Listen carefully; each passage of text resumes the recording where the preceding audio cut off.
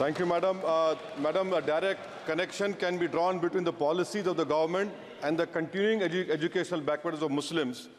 In both higher education and schooling, Muslims want to get formal education, but because of government apathy and negligence, Muslims drop out of the education system is sooner than children of any other community. The government UDIC data, Madam, covers school education, says that Muslim student representation gradually declines from class 6 onwards and reaching its lowest in class 11 and 12. Enrollment percentage of Muslims dropped from 14.42% upper primary, class 6A, to 10.76% higher education, class 11 and 12. Only 76.37% of Muslim students continue after elementary education as compared to the national average of 81.26. Madam, 28 states have gross GR of 80% for primary education, but only 12 states achieve 80% secondary level. This shows a clear systemic bias against Muslims. Muslim children do not have means to cross beyond primary education, but the government has limited pre-matric and post-matric scholarship class and above. I want to know from the Modi government that does the Muslims of this country have a fundamental right to education under Article 21A or not? Or do you want to make the Muslims, 17 crore Muslim second-class citizens status permanent?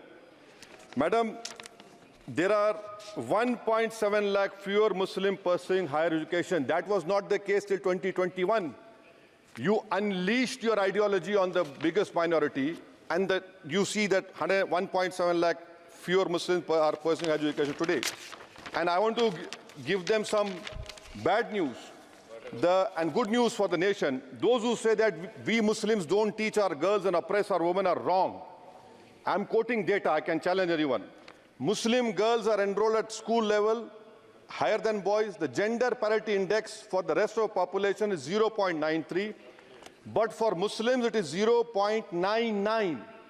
The sad fact is that these girls and boys are not prevented from educating themselves because of some evil Muslim men, in inverted commas, but because of crushing poverty and absence of government support. This government education policy talks about universal access to education, ensuring universal literacy in India of 2047. But how can you achieve, sir, if 14% of the population is dropping out of education at primary level? How can you achieve when about 25% of rural youths in the age group of 14 to 18 cannot read a class 2 level text fluently in regional language? And while more than half struggle with division 3-digit by 1-digit problems, a skill usually is expected to achieve in class 3 and 4. Madam, over the years, there has been a shift in momentum towards private schools. Government data indicates a decrease in the share of government schools in the elementary category of 87% in 2006 to 62% in 2022. Maybe the Mughals are responsible for this. This means that the government has decided to leave the poorest Indians to for-profit schools and abandon the responsibility on the RT. Madam, for Kendra Vidyalaya, the government has allocated 9,030 crores, Navodaya Vidyalaya 15,800 crores. How is it that you have vacancy of 6,653 in teaching and non-teaching staff? Would you blame Babar for this? I'm sure you'll do that. In Navodaya Vidyalaya, 15,800 crores have been allocated, 4,675 vacancies are there. Sanctioned strength is 34,354. In Navodaya Vidyalaya and Kendra Vidyalaya, it is 56,703. You have passed a law 5 months ago about cheating, malpractices, but you are so great in implementing. It took you 5 months. Maybe you are waiting for the NEET paper to leak. That is what I can say. And I'll show the classic example of favoritism, madam, over here. Jamia Millia Islamia is allocated 3 lakh per student, Aligarh 3.9 lakh per student, and BHU gets 6.15 lakh per student. Why this favoritism? And may I request the Honorable Minister through you, Madam, that PM USP 1558 crores have been allocated. Please have some liberal mindedness, so that more Muslim students can get this.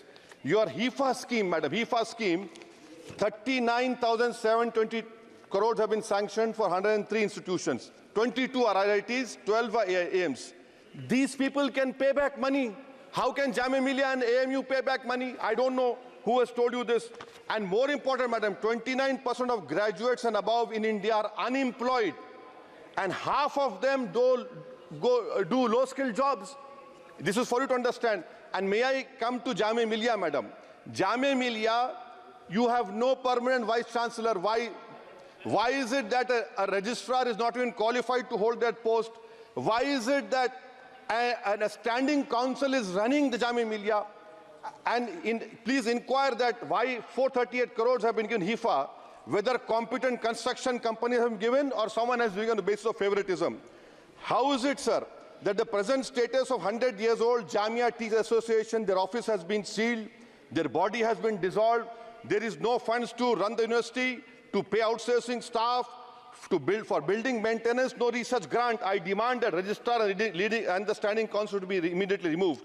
Now, coming to Aligarh Muslim University, there are 1,400 daily. मैं खत्म कर रहा हूँ 2 minute में. AMU daily wage workers are 1,400, temporary 1,559. Why don't you regularize them? And why are you not giving separate funds, Honorable Minister Garu, to the AMU branch at Murshidabad, in Mallapuram, and in Kishanganj? You want it to be closed? Madam, as of July 2023, the share of ST-OBC in senior professors is even lower. I'm giving you figures, madam. In Central University, there are 66.29 general teaching staff. SC, ST-OBC only 30%. NIT 67%. 33% ST-OBC. In IIT, 84.5 general category. SC, ST-OBC 14%. IIM 86.83%. And in general 11%. Who's responsible, sir? You are running the government 10 years. You are running the 10 years. And lastly, madam, Manani, sir, this complete lastly, NCRT has been given 500 crores. May I dare to say that this government has been distracted with fudging textbooks, teaching propaganda to children. You want me to sit down? You want to sit on record? आप बोलेंगे? जवाब नहीं दे पाओगे, बैठो खामोश तुम. NCRT has removed the reference to Babri Masjid 2002 rights. Why should people not learn from mistakes of past? Should our children not learn of Gujarat program, massacre of minority Muslims? Those who ignore history mistakes are bound to repeat them. It has made up history and argued Indians don't have migrant DNA. Madam, 1 minute, khatam karo. The truth is DNA shows that there are 4 ways of migration in India. Africa, Iran, Southeast Asia, and Astral pasture of the Aryans. There is scientific consensus on this. May I request the Honourable Minister to you, why do you want to hide the killers of Mahatma Gandhi? Do you want to make Godse a freedom fighter? Let the children know who's a Deshbhakt and why are you trying to protect your organization, ideology organization? Madam, in end, I would appeal to the government to fix your priorities. You need to construct more government schools, improve quality of schooling. You need to make active efforts to reduce dropout rate of Muslims. You have a job cut out for you. Do not waste your time. Do not use school textbooks as battleground for petty ideological quarrels. The future of our children depends on quality of education. May I request the Honourable Minister, concentrate on 14% Muslims. You have the highest dropout rate. This nation, we want it to become Viksit Bharat. But if you keep on unleashing the ideology of hatred, we cannot become Viksit Bharat. Thank you, madam.